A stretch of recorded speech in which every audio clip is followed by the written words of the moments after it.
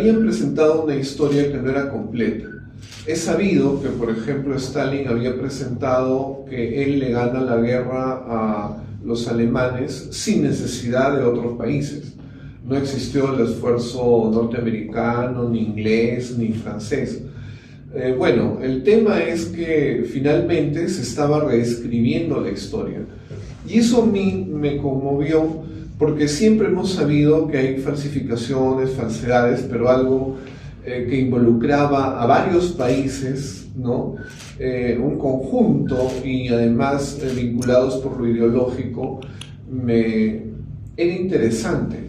Y yo no fui el único que empezó a escribir, en realidad formamos una corriente. Un amigo mío que también ha estado acá en España ha publicado con una universidad un libro sobre Trotsky, porque Trotsky fue un personaje que Stalin repudiaba y que lo desapareció en su significado de la revolución y de todo lo que vino después, hasta su asesinato en México. Entonces generamos una corriente y algunos de nuestros profesores nos decían, ya sabemos las nuevas tendencias. El tema era también, había otro asunto. San Marcos es una universidad que había sido muy influenciada por una visión marxista. Y en el marxismo yo reconozco que hay una visión que para mí la más fructífera es la heterodoxa y no la ortodoxa, la cerrada. Conozco de Pierre Vilar, el historiador francés, porque fue maestro de quien fue mi profesor, Manuel Burga Díaz, que además de ser mi profesor y con el cual yo empecé mi proyecto de tesis sobre este tema de la falsificación de la historia, llegó a ser rector de San Marcos. Entonces, no es que desprecie el análisis marxiano, sino que el ortodoxo, ideologizado y que básicamente sostiene lemas, a mí me preocupaba como estudiante, porque había muchos profesores, inclusive uno muy influenciado por Sendero Luminoso, que era lo que sostenían, y cuando un estudiante discrepaba, un maestro, pues era difícil cuando uno está en la posición de estudiante, ¿no? Uno está ahí para aprender antes que para decir que sabe más que el profesor. Lo bueno era que nosotros éramos ratones de biblioteca, ¿no? Estábamos metidos investigando. Pero como digo, por un lado la caída del muro de Berlín, por otro lado el hecho de tener profesores que nos trataban de decir cómo teníamos que entender la historia, motivó a preocuparme, porque ya como historiador yo sé que estamos sujetos, como todos los seres humanos, a subjetividad. Nacemos en un país, dentro de una tradición, dentro de una historia, con sus altas y sus bajas, y además tenemos elementos, fuentes que están en el nivel de trabajo que se haya llegado, ¿no? Con distintas escuelas que unas tratan de mejorar el trabajo de otras después de criticarlas. Entonces hay una subjetividad, pero este tema no se trataba de la subjetividad, porque la subjetividad no involucra la decisión de uno de tergiversar. Puede ser un equívoco, puede ser un error, puede ser una limitación. A mí lo que me motivaba era atacar el hecho de la tergiversación, de la manipulación, de las disciplinas que en la política se dan, y que yo creo que no solamente corresponde a las visiones socialistas. A mí me parece que Francis Fukuyama, cuando hace el libro El fin de la historia y el último hombre, también tiene ahí un deseo que preside la sustentación de sus ideas.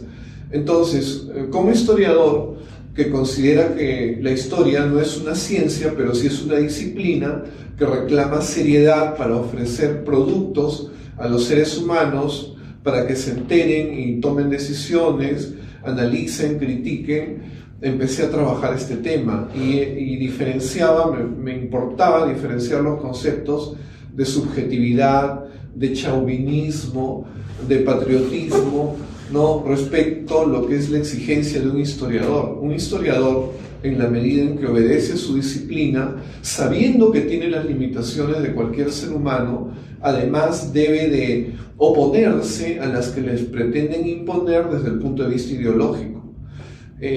Yo uso un concepto, la autovigilancia, porque en principio tenemos que ser conscientes de cada uno de los elementos que nos puede preocupar, y hay más. Está el tema de la alienación, que sí lo debemos a Marx y otros, ¿no? Otros conceptos de subjetivización, pero el hecho es que, siendo conscientes, colocándolos en su lugar conceptualmente, es cuando mejor estamos en posición de controlarlos cuando hacemos una investigación, y tratar de ponernos en el medio de la balanza para no irnos hacia un lugar. Este esfuerzo considero que es la lealtad que el historiador profesional debe de tener para con quienes van a leer su trabajo. Y un poco fue ese tema lo que disparó mi inicio de proyecto de investigación, que lo aprobó pues el profesor Manuel Burga, aunque creo que no le gustó todo. Pero bueno, la idea es que en el tiempo llegué al concepto de filosófico, porque si me iba a atrever a hablar de la falsificación, que es la alteración de lo que es, tenía que hablar de la verdad. Hay un problema: los historiadores no hablan de la verdad. La verdad se la dejan a los filósofos. El filósofo sí habla acerca de la verdad y de la mentira. El historiador habla de los hechos y busca sus explicaciones, ¿no? Pero yo consideré que no podría hablar de la falsificación, de la mentira, si es que de algún modo no tenía que tratar de la verdad. Y me metí, ¿no? Como se dice, en camisa de 7 varas, porque no era mi tema, y además tenía que tratar de hacerlo con seriedad. Adopté la posición de Dworkin, que es el tema de la verdad como coincidencia entre la capacidad de conocimiento del ser humano, que la tenemos, y la realidad material. Cosa que es fácil de definir, pero ya en el trabajo concreto del historiador no es tan sencillo, pero por lo menos es mi punto de partida. Y decía que ya buscando encontraba, pues, por ejemplo, que Platón era uno de los autores que hablaba acerca de la mentira.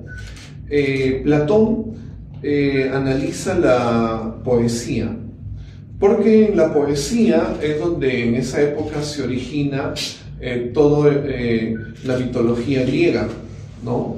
Y en la poesía Platón critica que no hay realidad, ¿no? La poesía finalmente es una mentira, pero dice que se justifica esa mentira en la medida en que educa, en la medida en que ofrece ejemplos. En la mitología hay ejemplos acerca, por ejemplo, de la soberbia, y hay una enseñanza cuando se da un castigo.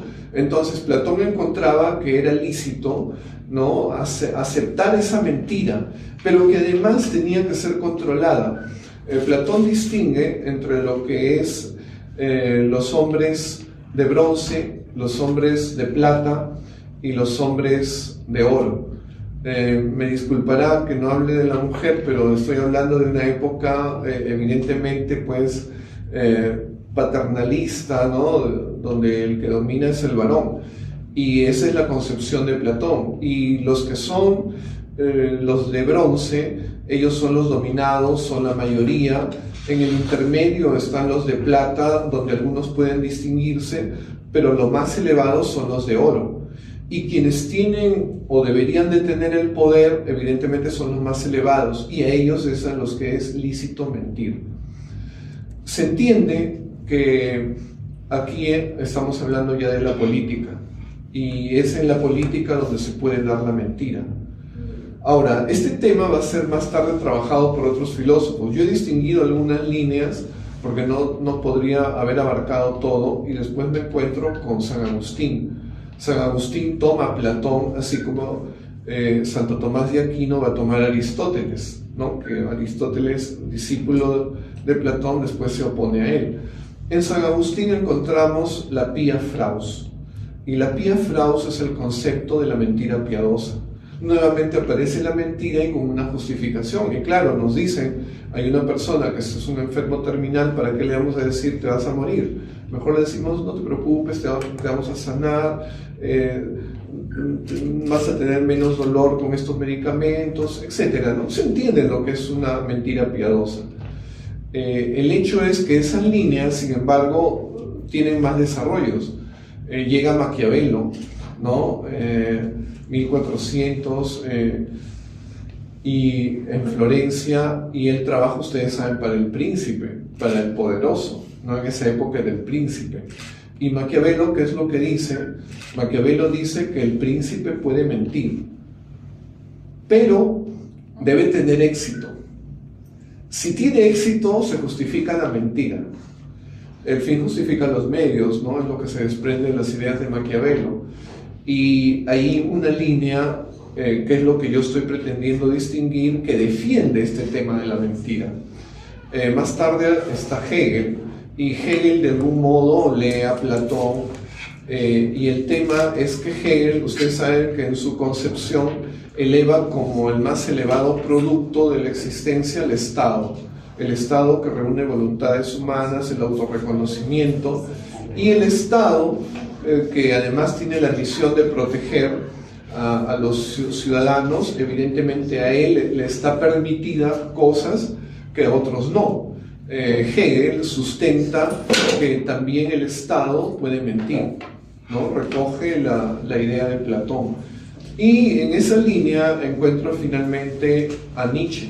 Y nosotros sabemos que Nietzsche fue rescatado en parte, quizá también Heidegger, pero por Hitler, ¿no?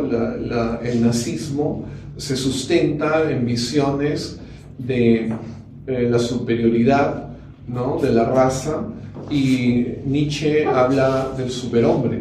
El superhombre no es peruano ni chileno, el superhombre es alemán. El pangermanismo está detrás de las visiones de Kant, de Hegel y obviamente de Nietzsche. El hecho es que Nietzsche es el que directamente trabaja el tema de la historia. Él tiene un opúsculo, ¿no? Acerca de las dificultades de la historia. El tema es que Nietzsche no es que diga cosas sin peso. Nietzsche dice que en la historia de un ser humano, de una familia, sucede lo mismo que en la historia de los pueblos.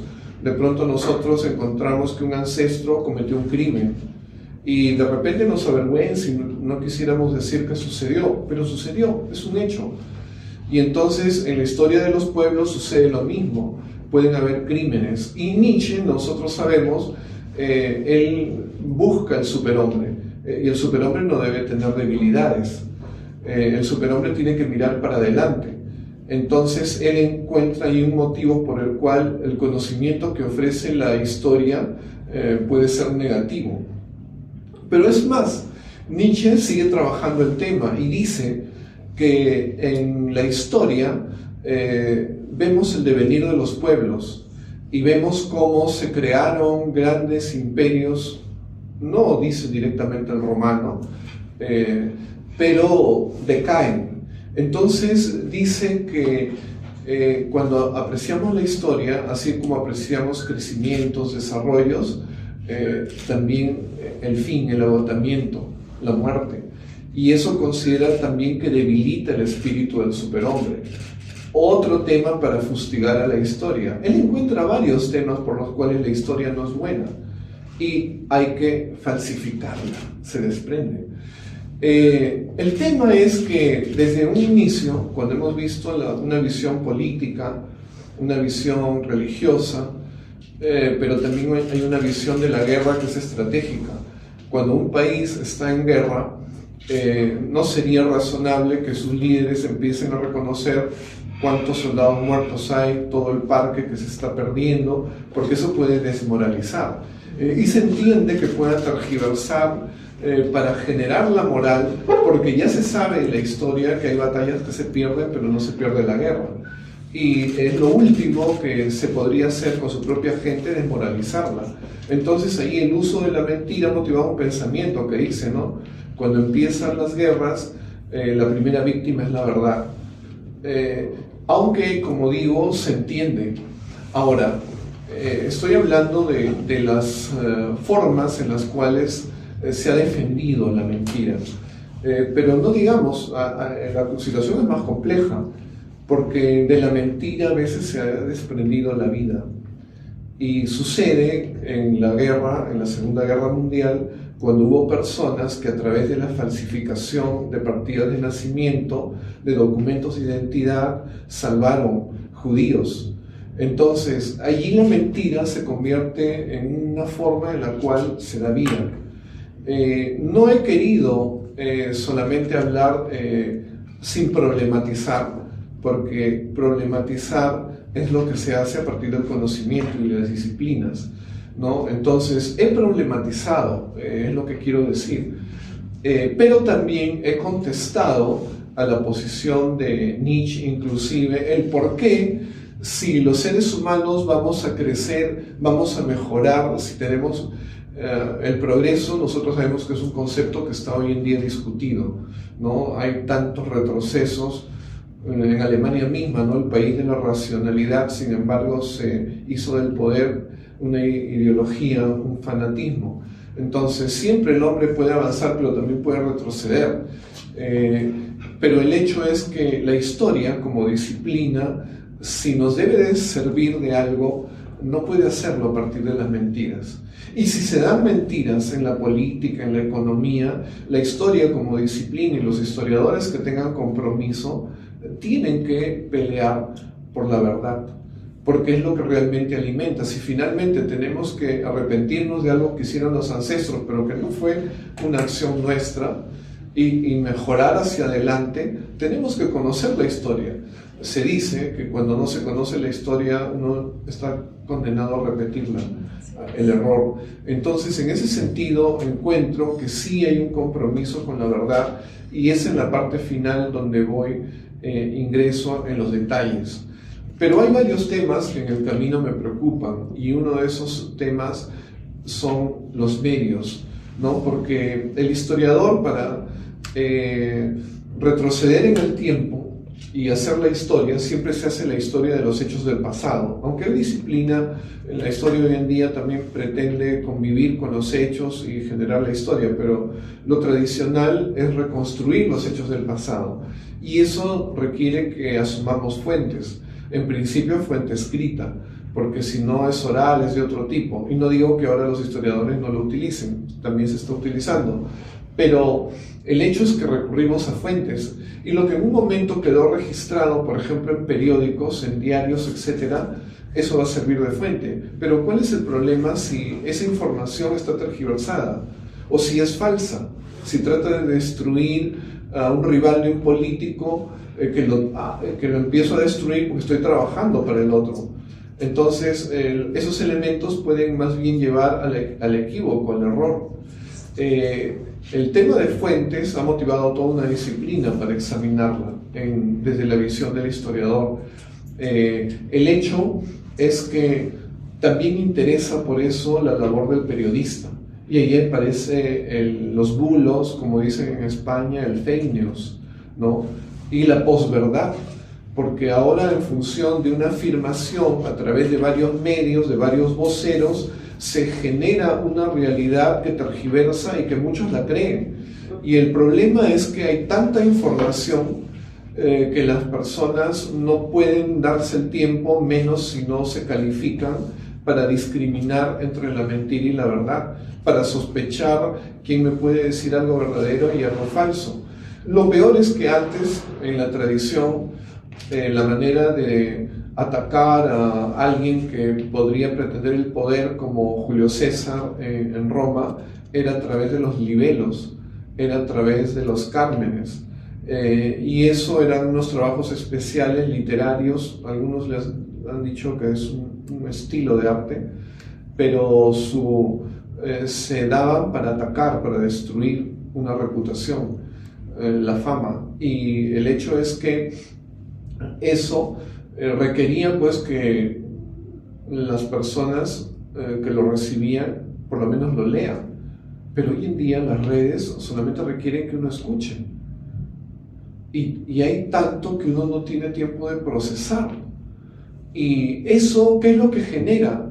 Indefensión. Porque las personas ya no pueden decidir bien en función de que no hay claridad. Y se requiere orientación. Yo donde veo el tema más perverso es en la política. Porque lo he dicho en varios momentos. En la política de muchos países hay personas muy desprestigiadas que sin embargo se mantienen como las opciones y una vez y otra se presentan, tienen ya una cuota de respaldo y no importa cómo estén consideradas. Recogía un dicho, que es nada más un dicho porque no he hecho una investigación. Sé que a Perón, el gobernante de Argentina, le atribuían muchas cosas. Y esa frase decía, de su propia gente: asesino o ladrón, queremos a Perón. Y la realidad es que, claro, nos dice con claridad, no importa lo que digan, a mí yo lo quiero. Y no importa si sea verdad o si sea mentira, igual. Y eso sucede en la política, ¿no? Siempre hay secuaces, seguidores, ¿no? El hecho es que la renovación política supondría, en los distintos países en que existe este problema, que ingresen nuevos. Pero cuando ingresa uno nuevo, lo mínimo es que se le empieza a atacar. Advenedizo. Te estás metiendo donde tú no has estado. La pregunta es, ¿y en la política acaso no todos nacieron? En algún momento han tenido que ingresar. O sea, se ingresan. Pero eso lo dejan de lado, advenedizo. Y después empiezan a rebuscar, a ver qué cosa hizo en el colegio, si se peleó con alguien, si hay una foto donde aparezca dormido para decir que está borracho, si está desnudo, y si no se encuentra, se inventa. Hoy en día tenemos las aplicaciones con las cuales una pequeña grabación de voz, con una llamada anónima, si uno dice aló, aló, aló, y después cuelga, pero ya lo grabaron a uno y tienen reproductores de voz y semejan el rostro y a uno lo hacen hablar. Yo decía como ejemplo, de repente un político un día le llega una notificación y una querella por difamación. ¿Y por qué? Porque al otro le dieron, al rival, la grabación del video donde está despotricando y lo está difamando. ¿Y quién va a hacer la pericia antes de hacer la querella? La pericia la harán dentro del proceso. Hay formas de dañar que preocupan, porque ahora además el tema es clandestino, es desde la lejanía. Se influye destruyendo prestigios de un país a otro. Entonces, y eso sé que en algunos lugares ya hay modos de control, y eso es lo que hay que hacer, ¿no? Porque finalmente todos resultamos afectados. Desgraciadamente hay medios, en mi país, particularmente en el Perú, hay los que se prestan para ser los parciales de alguien. Y cada político a veces tiene su propio periódico que lo defiende y que ataca a los demás. Y lo de menos ahí es la verdad. Y eso quiere decir una acción. Yo advierto, y soy abogado, entiendo lo que son los derechos fundamentales, entiendo lo que son las libertades que arrancaron acá en Francia, en la Revolución. Entiendo la libertad de expresión, entiendo la opinión pública y entiendo que los medios son los que la forman, pero la forman los medios que tienen compromiso con la verdad, que se miran al rostro y que no quieren desfigurar las cosas. En mi país, por lo menos, esos son absolutamente minoría. Y entonces hay que accionar de algún modo, porque están jugando con el futuro, están manipulando la democracia, están diciendo que son la bandera de la libertad de expresión cuando no lo son. El producto de lo que ellos ofrecen no es opinión pública. Y en ese sentido hay que reaccionar, y es otra de las cosas que yo advierto en el libro. En realidad, en el libro hay muchos enfoques. Lo principal que veo es que se destacan los casos que yo he tratado, y he tratado varios casos, porque a través de los casos ilustro qué es lo que quiero organizar, las formas de falsificación, para señalar además quiénes son los interesados y por qué. Falsifica una persona que va a apropiarse de una propiedad que no es suya, pero falsifican instituciones. Hay instituciones que han falsificado sobre propiedades. Están casos de la iglesia misma, católica. Hay momentos en los cuales hay personas que se han atribuido ducados o condados, nobleza. La compra de títulos es algo clásico entre los historiadores, lo sabemos.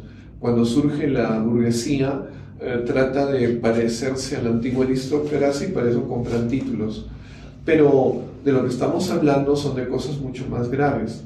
Y en ese sentido, por ejemplo, está el tema de que hoy en día ya se sabe, he aprovechado los casos que ya no son de discusión y hay otros casos que sí son de discusión. Por ejemplo, el caso Dreyfus, ¿no? El judío militar que lo presentaron como traidor, y toda la oficialidad, todo el ejército francés estaba en contra de Dreyfus.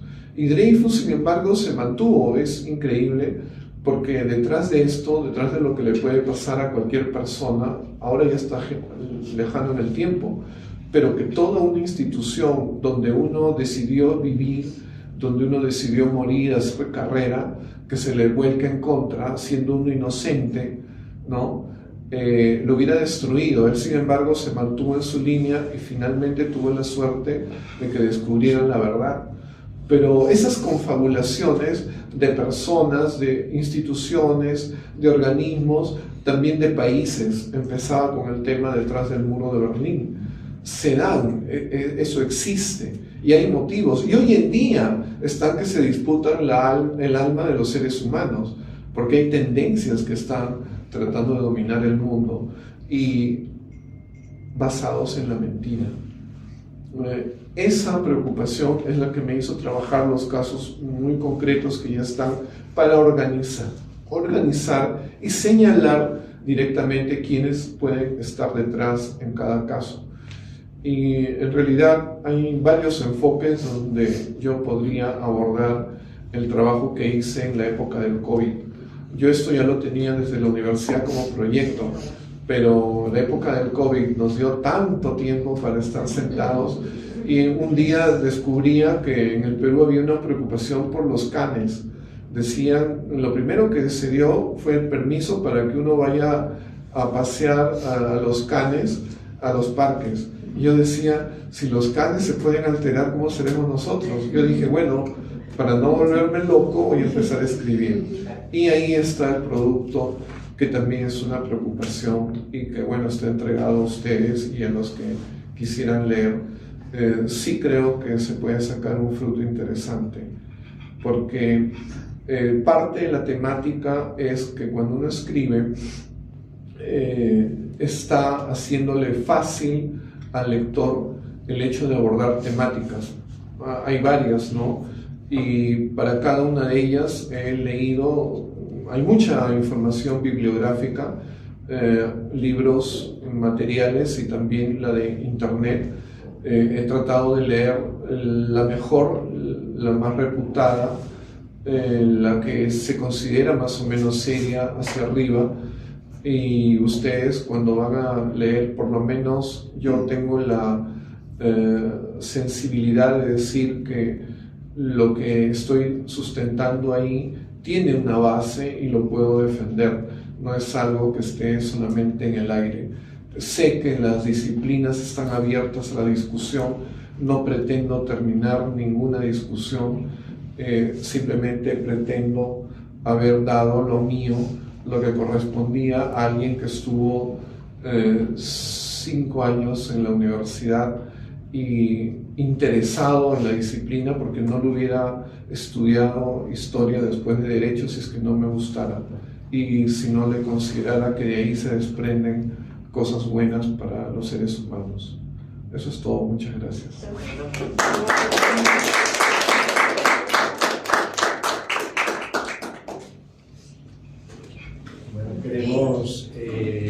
dar unos minutos para que se genere un diálogo.